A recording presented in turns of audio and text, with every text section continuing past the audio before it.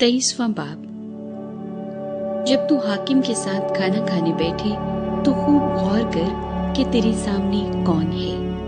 اگر تو کھاؤ ہے تو اپنے گلے پر چھری رکھ دے، اس کے مزیدار کھانوں کی تمنا نہ کر، کیونکہ وہ دغا بازی کا کھانا ہے۔ مالدار ہونے کے لیے پریشان نہ ہو، اپنی اس دانش مندی سے باز آ۔ کیا تو اس چیز پر آنکھ لگائے گا جو ہے ہی نہیں؟ کیونکہ دولت یقیناً عقاب کی طرح پر لگا کر آسمان کی طرف اڑ جاتی ہے۔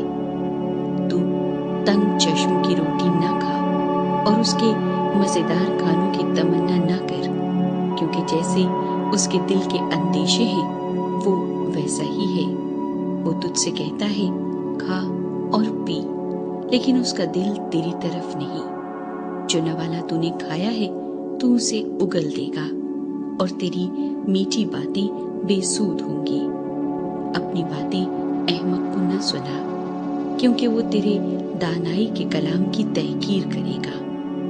قدیم حدود کو نہ سرکا اور یتیموں کے کھیتوں میں دخل نہ کر، کیونکہ ان کا رہائی بخشنے والا زبردست ہے۔ وہ خود ہی تیرے خلاف ان کی وکالت کرے گا۔ تربیت پر دل لگا اور علم کی باتیں سن۔ لڑکے سے تادیب کو دریغ نہ کر۔ اگر تو اسے چھڑی سے مارے گا تو وہ مر نہ جائے گا۔ تو اسے چھڑی سے مارے گا اور اس کی جان کو پاتال سے بچائے گا۔ اے میرے بیٹے، اگر تو دنا دل ہے تو میرا دل خوش ہوگا، اور جب تیرے لبوں سے سچی باتیں نکلیں گی تو میرا دل شادمان ہوگا۔ تیرا دل گناہگاروں پر رشک نہ کرے، بلکہ تو دن بھر خداوند سے ڈرتا رہے، کیونکہ اجر یقینی ہے اور تیری آس نہیں ٹوٹے گی۔ اے میرے بیٹے، تو سن اور دنا بن اور اپنے دل کی راہبری کر۔ تو شرابیوں میں شامل نہ ہو اور نہ حریص کبابیوں میں، کیونکہ شرابی اور کھاؤ کنگال ہو جائیں گے اور نیند ان کو چیتھڑے پہنائے گی۔ اپنے باپ کا جس سے تو پیدا ہوا شنوا ہو، اور اپنی ماں کو اس کے بڑھاپے میں حقیر نہ جان۔ سچائی کو مول لے اور اسے بیچ نہ ڈال، حکمت اور تربیت اور فہم کو بھی۔ صادق کا باپ نہایت خوش ہوگا، اور دانش مند کا باپ اس سے شادمانی کرے گا۔ اپنے ماں باپ کو خوش کر، اپنی والدہ کو شادمان رکھ۔ اے میرے بیٹے، اپنا دل مجھ کو دے اور میری راہوں سے تیری آنکھیں خوش ہوں، کیونکہ فحشا گہری خندق ہے اور بیگانہ عورت تنگ گڑھا ہے۔ وہ راہزن کی طرح گھات میں لگی ہے اور بنی آدم میں بدکاروں کا شمار بڑھاتی ہے۔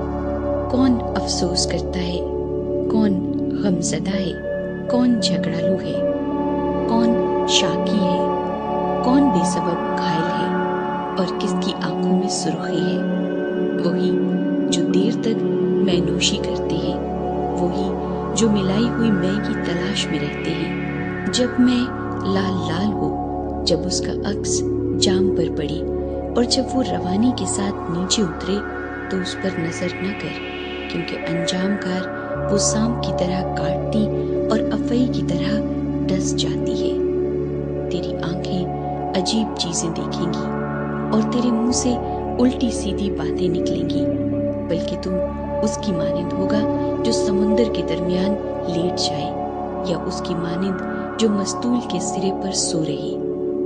تو کہے گا انہوں نے تو مجھے مارا ہے پر مجھ کو چوٹ نہیں لگی، انہوں نے مجھے پیٹا ہے پر مجھے معلوم بھی نہیں ہوا۔ میں کب بیدار ہوں گا، میں پھر اس کا طالب ہوں گا۔